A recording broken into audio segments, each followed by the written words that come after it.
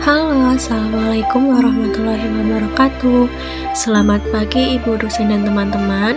Pada mata kuliah Ilmu Gizi dan Kesehatan kali ini, kami dari kelompok 3 yang beranggotakan Maranatha Agustina Simanjuntak, Yunika Nurmawahinatunisa, Adisti Putri Awalia, dan Nina Hakim akan memaparkan materi yang berjudul komponen diet seimbang, nutrien, dan faktor diet dalam lemak. Langsung saja kita masuk ke pembahasan. Yang pertama ada zat gizi lemak yang umumnya terdapat dalam diet. Lemak merupakan salah satu nutrisi yang dibutuhkan oleh tubuh sehingga kita tetap perlu mengkonsumsinya dengan catatan dalam jumlah atau kadar yang standar. Namun tidak semua makanan yang mengandung lemak itu baik loh untuk dikonsumsi. Hal ini sependapat dengan Hergiansah Suprasiansah tahun 2014. Diketahui ada 3 jenis lemak yang utama, yaitu lemak trans, lemak jenuh, dan lemak tak jenuh.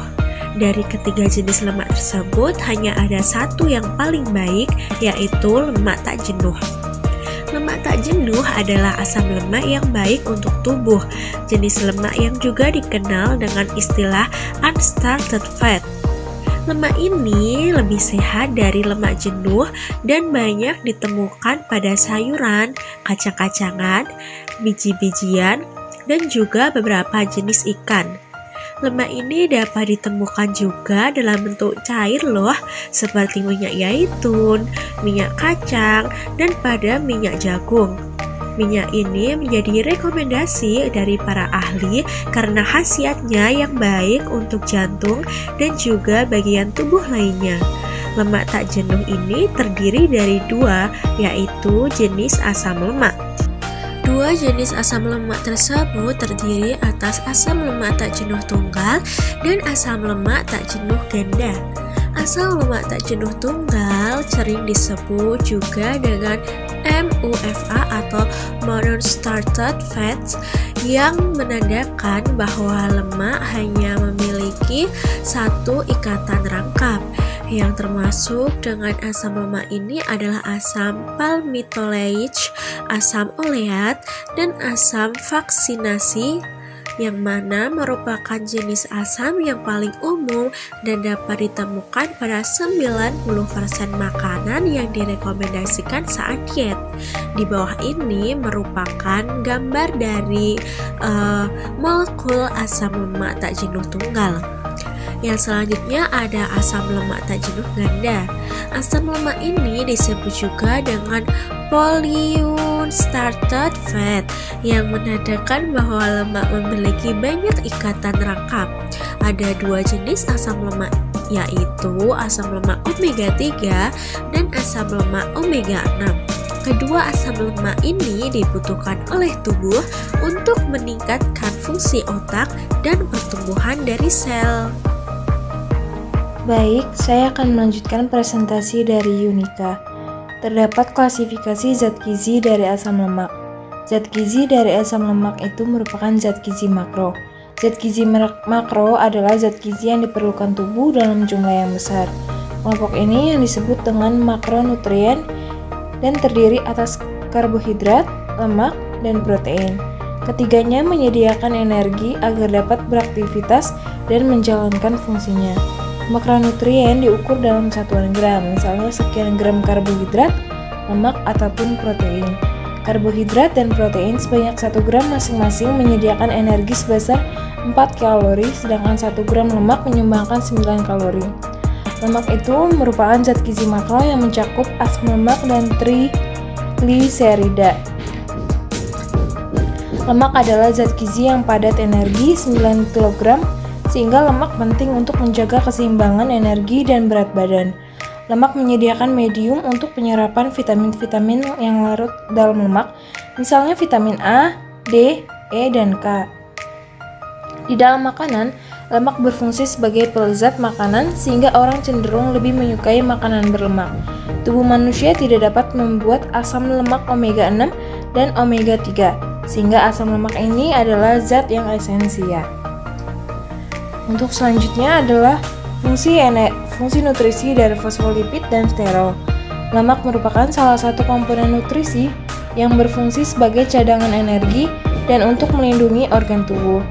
Kebutuhan lemak yang tercukupi berguna untuk menjaga kesehatan kulit, rambut, menjaga suhu tubuh, melarutkan vitamin A, D, E, dan K, dan membantu metabolisme tubuh berjalan dengan baik. Salah satu komponen lemak adalah fosfolipid dan sterol. Untuk fosfolipid itu merupakan komponen utama pembentuk membran yang tersusun atas double layer. Membran lipid tersebut bersifat amfipatik karena memiliki ujung yang bersifat hidrofobik dan ujung lainnya bersifat hidrofilik. Fosfolipid ini merupakan bahan penyusun dari membran sel. Fosfolipid itu juga merupakan suatu lipid yang jika dihidrolisis akan menghasilkan asam lemak, gliserol, asam fosfat, serta senyawa nitrogen. Contoh senyawa yang termasuk dalam golongan fosfolipid ini adalah lecitin dan sepalin. Untuk struktur fosfolipid bisa dilihat pada gambar berikut. Sterol sering ditemukan bersama dengan lemak. Sterol dapat dipisahkan dari lemak setelah penyabunan. Persenyawaan sterol yang terdapat dalam minyak terdiri dari kolesterol dan vissterol. Untuk yang pertama, ada kolesterol, yaitu umumnya terdapat dalam lemak hewani. Sedangkan vissterol terdapat dalam minyak nabati. Kolesterol berfungsi membantu absorpsi lemak dari usus kecil, juga merupakan perazat bagi pembentukan asam empedu, hormon steroid, dan vitamin D dalam jumlah yang banyak dan sangat berbahaya. Untuk yang kedua ada vissterol. Fitosterol adalah kolesterol rantai pendek yang berfungsi sebagai penghadang kolesterol jahat. Ia biasa disebut dengan kolesterol HDL atau high decentralized lipoprotein atau kolesterol baik. Fungsi mengikis dan membuang kolesterol jahat yang menyumbat pembuluh darah dan menggiringnya kembali ke hati untuk diproses dan dilenyapkan. Ia juga berfungsi sebagai penghadang di pembuluh darah yang mencegah kolesterol jahat agar tidak mengendap serta melindunginya dari aterosklerosis. Tentang fungsi fitosterol, yaitu pertama menurunkan kadar kolesterol di dalam darah dan mencegah penyakit jantung, sehingga sangat bermanfaat bagi kesehatan manusia. Meningkatkan ekskresi kolesterol sehingga dapat menurunkan penyerapan kolesterol total. Fitosterol juga dapat memperbaiki regulasi kolesterol darah pada tingkat normal. Mekanisme perlindungan jantung oleh fitosterol telah dimulai dari usus, phragisma. Lalu ada proses pencernaan dan penyerapan lemak makanan. Lemak yang berasal dari makanan tergolong lemak netral atau trigliserida, di mana trigliserida dalam jumlah kecil akan dicerna oleh enzim lipase menjadi asam lemak dan 1,2 deoksyglycerol di rongga mulut yang disekresikan oleh kelenjar Ebner pada permukaan dorsal lidah dan ditelan bersama saliva. Enzim tersebut menjadi sangat aktif dalam kondisi asam ketika memasuki lambung. Kemudian, lambung mensekresikan lipase untuk mencerna trigliserid menjadi asam lemak dan gliserol. Nurbaitila 2017. Sedangkan emulsi lemak dimulai dari pencampuran makanan dengan enzim dalam lambung, di mana setelah masuk ke duodenum pankreas akan mensekresikan garam, empedu, dan fosfolipid protein. Keduanya yang akan memecah gumpalan lemak menjadi sangat kecil, sehingga enzim lipase larut dalam air dapat mencerna lemak tersebut. Dengan adanya emulsi ini, lemak menjadi lebih mudah untuk dicerna oleh lipase pankreas. Hasil akhir dari proses pencernaan lemak ini adalah gliserol, asam lemak, monogliserida, digliserida, serta sisa trigliserida menurut Nurbaitila 2017. Penyimpanan penggunaan lemak dalam tubuh manusia. Secara kimiawi, lemak dasar dari trigliserida dan fosfolipid adalah asam lemak yang merupakan asam organik hidrokarbon sederhana yang berantai panjang.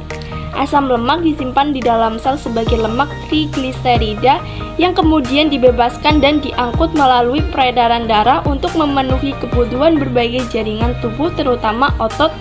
Siregar dan Makmur 2020 bahwa trigliserida yang digunakan untuk energi berasal dari makanan atau lemak yang disimpan dalam jaringan lemak. Oksidasi asam lemak tidak hanya penting bagi individu yang memiliki kelebihan berat badan maupun mengkonsumsi lemak secara berlebihan, tetapi juga merupakan bagian yang tak terpisahkan dari metabolisme secara keseluruhan pada setiap individu. Lalu, pada pembakaran asam lemak menjadi CO2 dan H2O terjadi dalam mitokondria.